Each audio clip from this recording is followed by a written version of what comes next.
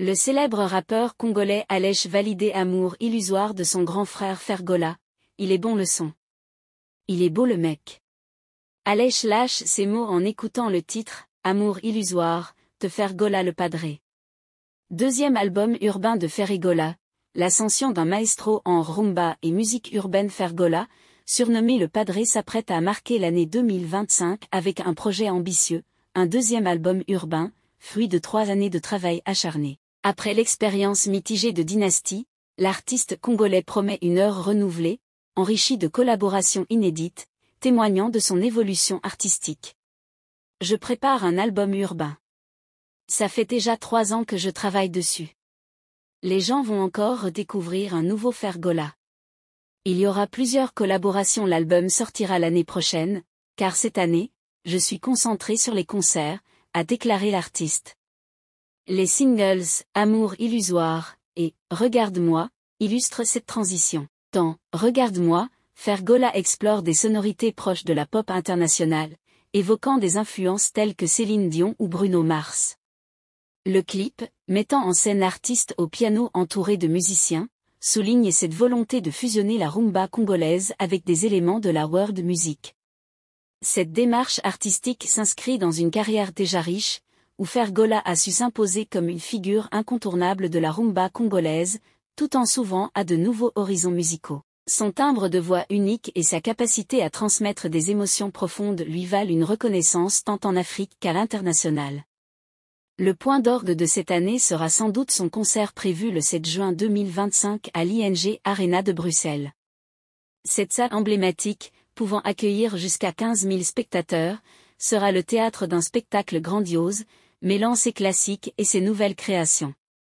Fergola veut ainsi démontrer qu'il est un artiste en constante évolution, capable de réinventer son art tout en restant fidèle à ses racines. Son prochain album urbain et son concert à Bruxelles s'annoncent comme des événements majeurs pour tous les amoureux de la musique congolaise et de world music.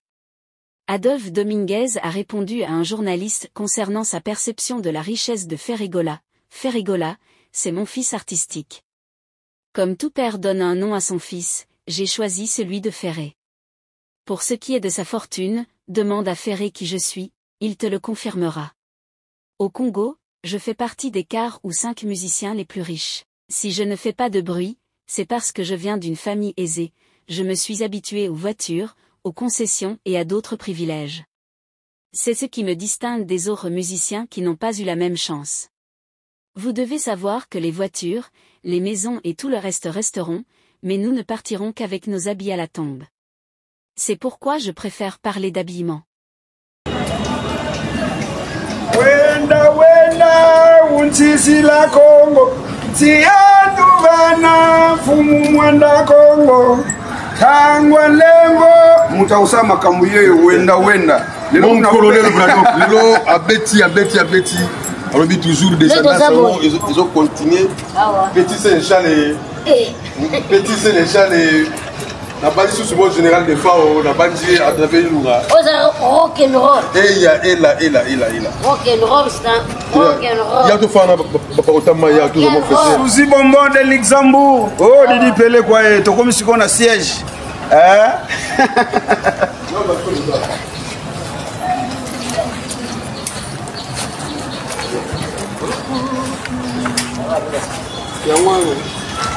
Ouais, déjà ma solo est au cadre des retours là-dessus.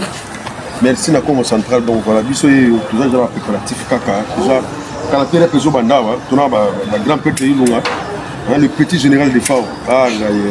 Il était comme a dit, hein? Rock'n'roll. Toujours rock'n'roll. Ouais. Poussou nan poussou. Rendez-vous à ne pas manquer. C'est comme ça mais on a biso hein. Full boss, c'est pas personne, il y a Claudine Mbala. Ouais, le président José Moueno, Bazan direct.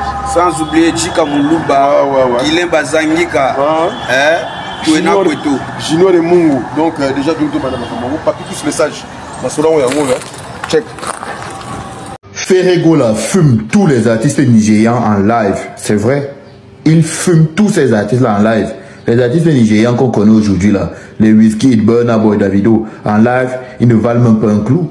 Mon ami, aller jusqu'à Fergola, c'est même un manque de respect. Dans ce domaine-là, Fergola, c'est un coach. Vocalement, c'est un coach. Il est même au-dessus d'un Fali. On connaît. Même ici au Cameroun, c'est connu que Ferrigo, là, vocalement, même Fali ne le peut pas. On connaît, non? On le sait. La personne qui doute, allez un peu mettre le titre là, insecticide sur YouTube. Vous écoutez un peu ce que c'est que la voix. Performance acoustique. Insecticide. Vous mettez Ferrigo là, insecticide sur YouTube. Vous allez entendre ce que vous avez jamais entendu. On dirait qu'ils discutent déjà avec les êtres invisibles. Les anges sont là, les démons sont d'un côté. On se partage Ferrigo là. C'est la magie. Non, il est fort. Dans la vidéo où il y a présenta, il y a un PV hip hop, la combo ya Iboka Style. Azolinga yiba, nzembo ya Ferrigo là, les padres, amour illusoire. Ce qui Ferrigo là a utilisé qui IA, intelligence artificielle, mais de soit bien c'est ba Angelo ba ya idée ya yemba, pour yembi le wana faire yembi na amour illusoire, elegeli. Là dans Iboka Style. Mon nzembo oyo Ferrigo la yembi, amour illusoire. Faut comprendre bien. Faut à la peine kola na poto en plus na ba mindeli. Pour nzembo oyo Ferrigo la yembi so kangi misu. O sa o kaswa mindele mtoyema. Ferrigo la na ba français changer. Na yembeli. Iboka Style. Nzembo oyo nzembo nzembo mindeli. Nzembo oyo Ferrigo nzembo mindeli. Vous en comprenez? On a payé à peine à l'oreille, on a boulé la bille. Oh, Ferrigo là, ou bien, à triquer. On est là, on boulé à triquer. Bon, malgré toi, triquer n'a été, mais il va être triqué. Amour illusoire. Ferrigo, au bêtisier, au bêtisier du colo. Donc, on a un bobo sonaté, ING à René Zali. Sombara ticket pour. Bisous tout le 7 juin dans Bruxelles, ING Arena. Pour son ticket. Pour l'amour illusoire pour les 8 IP clip Zoya. Donc des fois, Ferrigo la kanima solo. Donc des fois, bande on a nzembo wana faut la lokola na poto. Il ne faut pas nzembo wana. Iboka Style. Mpeve hip hop. On peut comprendre faire hip hop bisouti au tricaki au utiliser qui IA n'est pas la lobby ou bien au salini fait au salini studio. Physique attire l'attention. Les physiques attirent l'attention. Nabando tonanga, naboiba critique, naboiba polémique. Amour nanga, ezaya vrai. Ah, Yagola, amour illusoire. Nzembona bato bazo décortiquer yango matin midi soir. Tout le monde veut comprendre ça. Tant que tout le monde veut faire Ferrigo la ba chef d'œuvre. Bondi marate. Abimana vita imana. Tilelo. 25 ans yango vita imana toujours. Et sala musala nango. Na ba salon présidentiel. Ba homme d'affaires, ba homme de marque. Ba tizaka vita imana. Mais bino lo boza bato lokuta. Boyena lokuta na bino.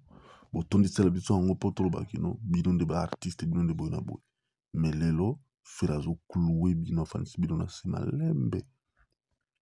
Boko bina suka. Ko eleza ya bino. Mais mosala eza bakoto oyo. So bokoki na bino mosala copte ya miziki. Bofanda. Miziki eza matala na te. Miziki eza oyemba. Oyembi bato basentir ke no artiste nda yembi. No pateki oye otiki oyembo bandi ko bina bulubulu wa moi motali gboma mobo. Non. Musique d'abord eza na voix. Ba texte na yo inango guitare. Mais yo zora mélodie trou, yo ko yemba te mélodie trou na ko bina trou. Ozo s'auto proclamer. Ah non, Ferry batika yo.